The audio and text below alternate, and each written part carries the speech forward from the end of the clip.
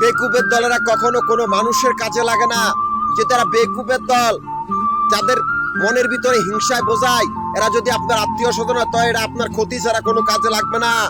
যে তোরা বেয়াদব আর ফাজিল, এই ফাজিল গুলারে খোদা হইল শয়তান।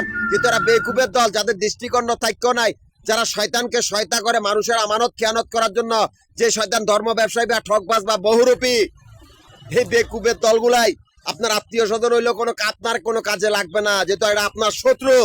বেকুবের দল যদি আপনার মায়ের পেটের ভাইও হয় তা আপনার শত্রু।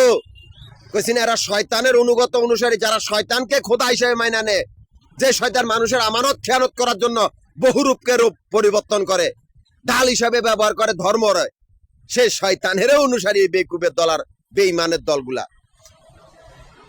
এই তোদের দিন শেষ হবে এই রাস্তার থেকে কর্মজীবন শুরু।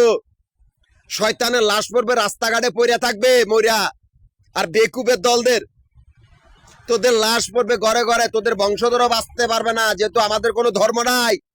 তোরা আমাদের ব্যবসা খাইতে সহায়তা করতেছ না, তোদের নিজেদের মৃত্যুটাই কাইনতেছ। বেকুবের বাচ্চাগুলা, তোদের লাশ তোদের ঘরে ঘরে পাইয়া যাবি, রাস্তার থেকে তোদের কবরস্থান বানামো। যেহেতু আমার এই জন্মস্থান ফেনী, আমার কোনো ধর্ম নাই বা আমি কোনো ধর্মের অনুসারী না।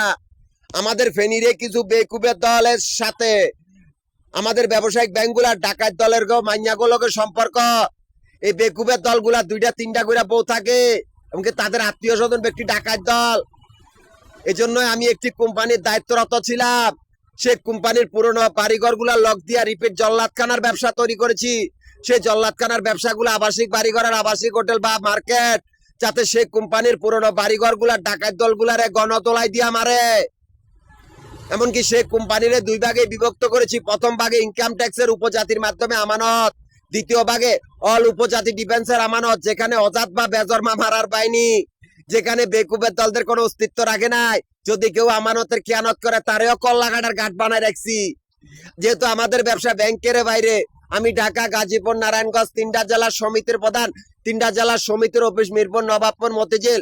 এই 3টা জায়গার ভিতরে আমাদের আবাসিক বাড়িঘর বা হোটেলের ব্যবসার হিসাব করা হয়। এখান থেকে আমার অ্যাকাউন্ট চলিতেছে। অথচ মাফিয়া সে কুত্তার বাচ্চাগুলা, যাদের ব্যাংকের ভিতরে কোনো অস্তিত্ব নাই, ব্যাংকের বাহিরের ব্যবসা দখল করার জন্য আমাদের এই ক্যাশ কাউন্টার গুলার সামনে আস্তানা গেড়েছে। আমাদের এই সমিতির অফিসিয়াল কাগজপত্র গুলা চুরি করে, সমিতির কর্মচারী গুলারে খুন করে, সমিতির সদস্য গুলারে খুন করে এমন একটা পরিস্থিতি করছে যাতে আমরা না যাই।